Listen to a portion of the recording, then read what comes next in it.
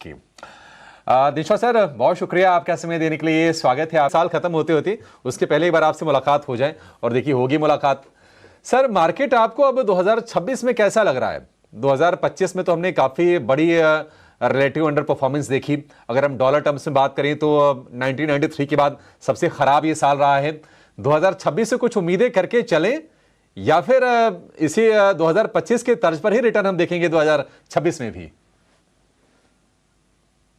अभिषेक, पहले तो धन्यवाद आपका, आपके शो पर आमंत्रित करने के लिए, और आपके और आपके दर्शकों को बहुत ही good morning and season's greetings, merry Christmas, happy new year पहले ही बोल देता हूँ मैं उसको, फिर बाद में पता नहीं मौका मिले ना मिले।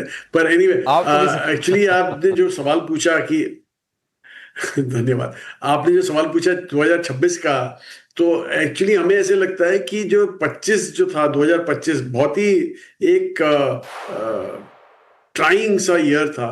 बहुत ही पेशेंस टेस्ट किया सबका। तो वो 26 में आपको नहीं दिखेगा। 26 हमारे हिसाब से 25 से बेटर ही रहेगा, और ये इसलिए बोल रहे हैं हम क्योंकि 25 जो था उसमें काफी चीजें उभर के बाहर आई। एक तो जैसे जो मॉनेटरी और फिस्कल टाइटनिंग जो गवर्नमेंट ऑफ इंडिया ने किया था और आरबीआई ने किया था 2024 में टू कंट्रोल इन्फ्लेशन, उसका काफी इम्पैक्ट पड़ा 2025 के अर्निंग्स पे, कॉर्पोरेट अर्निंग्स पे। पर 2025 शुरू होते ही आई थिंक गवर्नमेंट और आरबीआई दोनों रियलाइज किए कि कुछ ज्यादा ही हो गया है, तो थोड़ा ईजिंग चालू की है, और काफी जोरों का ईजिंग चालू किया आरबीआई ने। तो इसलिए जो फिस्कल मॉनेटरी ईजिंग चालू हुआ दोनों के बिहाफ पे, तो उससे चलते ईयर आते आते खत्म होते होते अर्निंग्स ग्रोथ भी पिकअप होना चालू हो गए। और एक्चुअली आप देखें तो एनएसई 500 जो कि सबसे बड़ा इंडेक्स है हमारा, जो ट्रैक करते हैं, जिसमें सारे मिड स्मॉल लार्ज सब रहते हैं, तो उसको अगर जो आप देखें तो उसमें जो स्मॉल कैप जो पोर्शन है 250 स्टॉक का, वो कोई 37% ग्रोथ आया अर्निंग्स का सितंबर 2025 की बात करें तो। और मिड कैप में कोई 25% ग्रोथ था अर्निंग्स का। लार्ज कैप में 10% ग्रोथ था। ओवरऑल ग्रोथ 15% था। बहरहाल ये ग्रोथ एक बड़े लो बेस से हुआ है, लेकिन आगे अगले 3 क्वार्टर दिसंबर इंक्लूडेड एक लो ही बेस है इंडिया के लिए। तो मुझे लगता है कि यहाँ से ग्रोथ रेट आपकी पिकअप होना चालू हो जाएगी, और बेस हो ना हो पिकअप काफी अच्छा होगा। तो ये जो मूव है ऊपर का, अभी पहली चीज तो एक वैल्यूएशन में हम एक रीजनेबल लेवल पे आ गए, और दूसरा जो हमारे जो ग्रोथ थी, जो नमी पड़ रही थी जिसमें, उसमें भी पिकअप हो रहा है। इसलिए हमें कोई शंका नहीं है कि 2025 बेहतरीन साल रहेगा एज कंपेयर टू 25। बेहतरीन साल रहेगा। सर, देखिए आप जैसे कह रहे हैं कि मॉनेटरी ईजिंग हो गई, ग्रोथ हमारी पिकअप कर रही है, लो इन्फ्लेशन है, जीएसटी कलेक्शन वगैरह के अच्छे डेटा आ रहे हैं, तो ये तमाम चीज़ें तो हैं अपने देश में। बट वही है कि वो मतलब ना मार्केट से थोड़ा सा डी अलाइंड रहा है वो। आप जरा बताइए सर कि क्या हम कंपनीज का मुनाफा बढ़ते हुए देखेंगे 2026 में, और क्या फिर ईपीएस अर्निंग अपग्रेड वगैरह आएंगे? जी बिल्कुल अभिषेक, एक्चुअली ये जो सितंबर क्वार्टर था उसके खत्म होते ही हमने थोड़े थोड़े अपग्रेड देखे। वो काफी सालों बाद हमने, सालों नहीं, काफी क्वार्टर के बाद, मतलब आई थिंक लास्ट मैंने जो देखा था वो शायद जनवरी का जो 2025-24 का क्वार्टर, सॉरी वो जनवरी 2024 जो दिसंबर क्वार्टर था उसके बाद ही मैंने अपग्रेड देखे थे। उसके बाद सब डाउनग्रेड ही थे। तो आप सोचिए कि ये 2 साल लिटरली निकल गए हैं बिफोर दीज अपग्रेड स्टार्टेड। तो अपग्रेड तो चालू हो ही गए हैं, अर्निंग्स रिविजन्स चालू हो रही हैं। और दूसरा जो आपने बोला कि हमारे बाजार को पता नहीं flat line, by the way एक चीज मैं बोल दूं कि इतनी बावजूद इतनी खराब खबरों के, लाइक टेरिफ वॉर शुरू हुई यूएस के साथ, टेरिफ वॉर तो नहीं बोलते बट वॉट एवर, नेगोशिएशन ठीक से नहीं गई। दूसरा जो हमारे ये एक लिमिटेड वॉर हुई पाकिस्तान के साथ, तो ये सब के बावजूद हमारा मार्केट काफी रिजिलियंट रहा है, मतलब फ्लैट लाइन रहा है। इसलिए एक चीज तो वो है, पक्का है कि वहां पे काफी जोरों का हमने, जो डीआईएस थे उन्होंने काफी जोरों का मुकाबला किया एफआई सेलिंग का। पर एनीवे, जैसे मैं बोल रहा था कि अपग्रेड तो हमें लग रहा है कि चालू हो जाएंगे, और रिटेल का स्केप्टिसिज्म वो अभी सुधरने में थोड़ा टाइम लगेगा, क्योंकि रिटेल आप अगर जो देखें तो कांस्टेंट सेलिंग उनकी ही रही है मिड एंड स्मॉल कैप में। तो हमें लग रहा है कि वहां पे एक जो पहले जो मार्केट ने उन्हें बिगाड़ दिया था 30-30% ग्रोथ देकर, वो अभी शायद वो उनको ये ग्रोथ दिखी नहीं है, तो इसलिए वो शायद बिगड़े हुए हैं। लेकिन आगे चल के ग्रोथ वापस आने ही वाली है, तो मुझे लग रहा है कि ये भी जो स्केप्टिसिज्म है थोड़ी इवन आउट हो जाएगी। स्टेडी रिटर्न्स में वापस मार्केट बिल्कुल आने को तैयार है।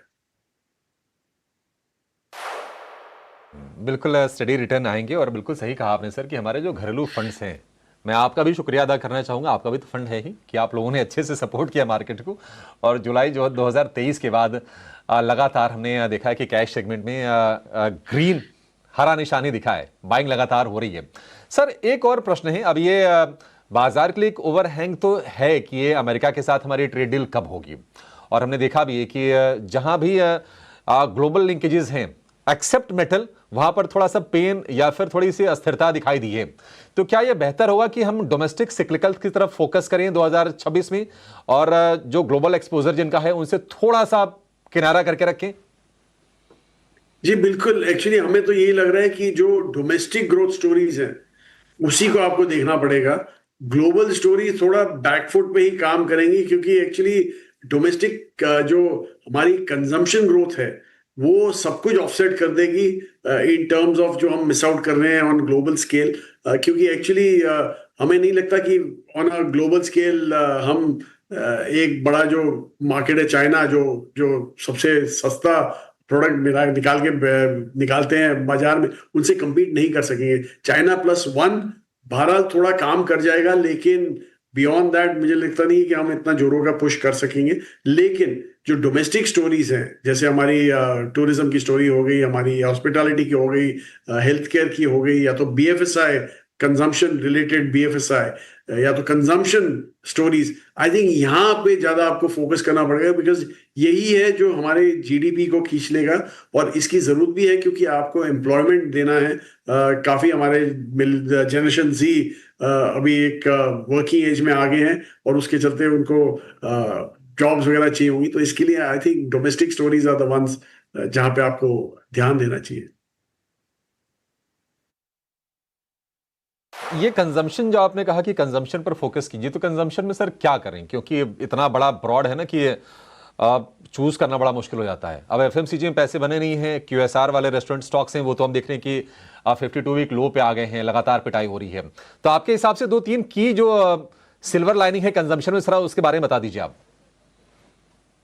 बोला FMCG तो हमें वैसे भी पसंद नहीं था, QSR भी हमने काफी हद तक अवॉइड किया हुआ है, क्योंकि कंपटीशन बहुत बढ़ गया है। और FMCG का जैसे मैं हमेशा बोलता हूँ कि पर कैपिटा अगर जो इनकम ऊपर जा रही है, तो इसका मतलब ये नहीं है कि कोई आदमी जो ज्यादा कमा रहा है वो 4 बार दांत अपने ब्रश करेगा, 5 बार नहाएगा दिन में। तो इसलिए वो सब तो आप आउट कर दीजिए। लेकिन जो आपको लेना है, जो आपको देखना है, वो डिस्क्रिशनरी सेगमेंट में देखना है। और डिस्क्रिशनरी में काफी हद तक ऑटोज आ जाते हैं। हमें तो 2 व्हीलर बहुत पसंद है, PVs इतने पसंद नहीं है, क्योंकि हमें लगता है वहाँ कंपटीशन बहुत ज्यादा होने वाला है EVs का, once we open up to electric vehicles from outside. तो इसलिए हमें 2 व्हीलर्स ज्यादा पसंद है यहाँ पे। और दूसरा जो मैंने जैसे बोला कि हेल्थ केयर हो गया, by the way auto ancillaries भी काफी पसंद है हमें, जो केटर टू दीज सेगमेंट्स।